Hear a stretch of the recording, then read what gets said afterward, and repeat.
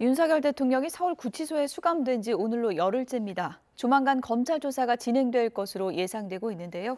구치소 앞 긴장감은 고조되고 있습니다. 취재기자 연결해 보겠습니다. 정현우 기자, 구치소 상황 설명해 주시죠.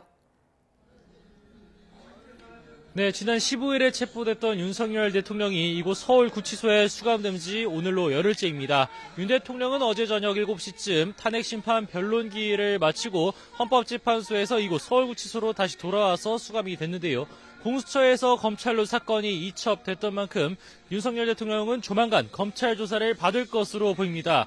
취재진이 이곳 현장에서 일단 정문 쪽을 계속해서 확인을 하고 있지만 윤 대통령을 조사하러 온 것으로 추정되는 검찰 측 차량은 아직 보이지 않았습니다.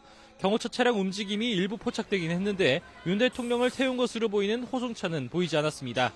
구치소에선 긴장감이 감도는 가운데 윤 대통령 지지자들은 계속해서 느는 모습입니다. 구치소 바로 앞 집회 장소에 모여 일부는 구호를 외치고 있는데 오후 집회에 대비하는 것으로 보입니다. 평소처럼 인파가 몰릴 것으로 보이는 만큼 경기 남부경찰청은 기동대 5개 부대를 배치해 우발 상황에 적극적으로 대비하고 있습니다. 네, 검찰 조사가 이루어진다면 어떤 형식일지도 궁금한데 지금 검찰이 방문 조사를 검토하고 있다고요? 네, 검찰은 윤석열 대통령 소환 조사를 우선 염두에 두면서 불발이 된다면 구치소를 찾아서 옥중 조사를 벌일 수도 있다고 설명했습니다. 현직 대통령 신분이만큼 경호나 집회 인파 관리 문제 등을 이유로 구치소를 방문해 조사할 가능성이 나오는 겁니다. 일단 이전 대통령들 사례를 보면 지난 2017년 구속된 박근혜 전 대통령은 이곳 서울구치소에서 검찰 조사를 받았습니다. 구속 이후 검찰에서 출석을 요구했지만 박 전 대통령 측이 심리 상태와 경호 문제 등을 이유로 방문 조사를 요청한 것으로 알려졌습니다.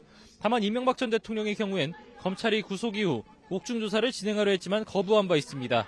윤석열 대통령이 친정인 검찰에서 조사를 진행했다면 공수처 때와는 달리 조사에 응할지 혹은 응하더라도 진술 거부권을 행사할지 어느 정도 적극적으로 조사에 임할지 주목됩니다.